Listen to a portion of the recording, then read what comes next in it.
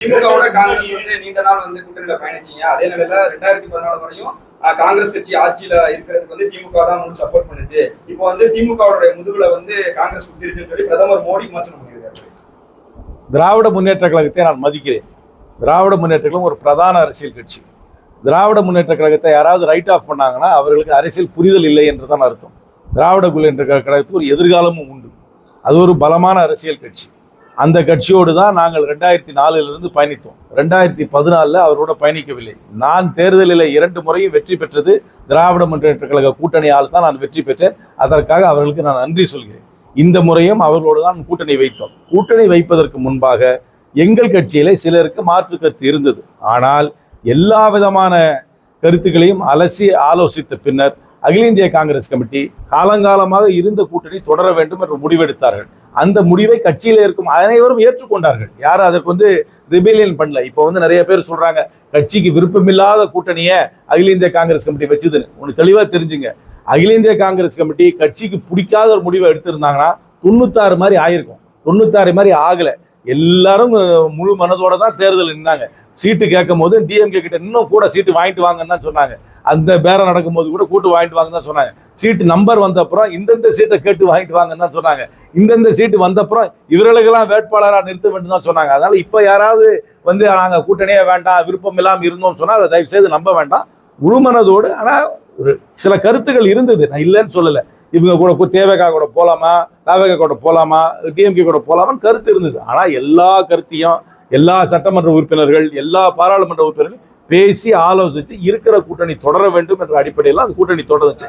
ஆனா அந்த கூட்டணி வெற்றி பெறவில்லை. இந்த உள்பே சொல்றேன், அந்த கூட்டணி முழுமையாக ஆட்சி அமைக்கும் அளவுக்கு வெற்றி பெறவில்லை. அதனால நாங்க அந்த கூட்டணியிலிருந்து தேர்தலுக்கு அப்புறம் வெளியே வந்ததுனால திராவிட முன்னேற்ற கழகம் ஆட்சி அமைக்கும் அந்தஸ்துல இருந்து அது ஒன்றும் பறிக்கப்படவில்லை. அதனால முதுகுல குத்துனன்னு சொல்றது தப்பு. நீங்க ஐரோப்பியா பார்லிமெண்ட் எடுத்துக்கிட்டீங்கன்னா தேர்தலுக்கு முன்னாடி ஒரு கூட்டணி இருக்கும். அது ப்ரீ போல் அலையன்ஸ் சொல்லுவாங்க. அந்த ப்ரீ போல் அலையன்ஸ்ல யாருக்கும் பெரும்பான்மை வராட்டி போஸ்ட் போல் அலையன்ஸ் உருவாகணும். நீங்களே எடுத்துங்க, இந்த தேர்தலுக்கு முன்னாடி இருந்த கூட்டணியெல்லாம் அப்படியே இருந்திருக்கும்னு நினைச்சீங்கன்னா யாருமே அரசாங்கம் அமைக்க முடியாது. ஏன்னா டிஎம்கே கூட்டணிக்கு 118 கிடையாது, ஏடிஎம்கே கூட்டணிக்கு 118 கிடையாது, தாவேகாவுக்கும் 118 கிடையாது. இந்த நிலையை பார்த்தீங்கன்னா எலெக்ஷனுக்கு முன்னாடி இருந்த நிலையில தான் எல்லாரும் இருக்கணும்னு நினைச்சாங்கன்னா யாருமே கூட்டணி அமைக்க முடியாது. எல்லா நாட்டிலையுமே ப்ரீ அலையன்ஸ்ல அது கூட்டணி அமைக்க முடியாட்டி போஸ்ட் அலையன்ஸ்ல இன்னொரு கூட்டணி அமையத்தான் வேணும். 2வது, காங்கிரஸ் கட்சி திராவிட முன்னேற்ற கழகத்துல விலகுனதுனால திராவிட முன்னேற்ற கழகம் என்னமோ ஆட்சி அமைக்கிற நிலையில இருந்து நாங்க அந்த 5 பேர் வெளியே வந்ததுனால அந்த ஆட்சியை இழந்திருந்தாங்கன்னா நீங்க முதுகுல குத்திட்டீங்கன்னு சொல்றதை நான் முழுமையாக ஏத்துக்குவேன். ஆனா திராவிட முன்னேற்ற கழகம் ஆட்சி அமைக்கும் நிலையிலே இல்லை. அவங்க ஆட்சி அமைக்கும் நிலையிலே இல்லாத பொழுது நாங்கள் வெளியே தாவேகாவுக்கு ஆதரவு கொடுத்தனால முதுகுல குத்துன சொல்ல முடியாது. இதை இன்னும் கொஞ்சம் பெட்டரா ஹேண்டில் பண்ணியிருக்கலாமா, இன்னும் கொஞ்சம் நாசுக்காக ஒரு பரஸ்பரமாக ஹேண்டில் பண்ணியிருக்கலாமான்னு கேட்டால் என்னை பொறுத்த வரைக்கும் ஹேண்டில் பண்ணியிருக்கலாம் தான் சொல்வேன்.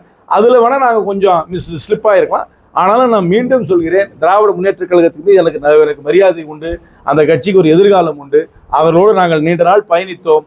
அவர்களோடு தான் பல தேர்தலில் வெற்றி பெற்றோம். நான் தனிப்பட்ட முறையில் அவர்களோடு தான் வெற்றி பெற்றேன். ஆனால் இன்றைக்கு இருக்கிற நிலை தமிழ்நாட்டு மக்கள் தாவேகா தலைமையில விஜய் தலைமையில ஒரு ஆட்சி அமைக்க வேண்டும் என்பதுதான் தீர்ப்பளித்திருக்கிறார்கள்.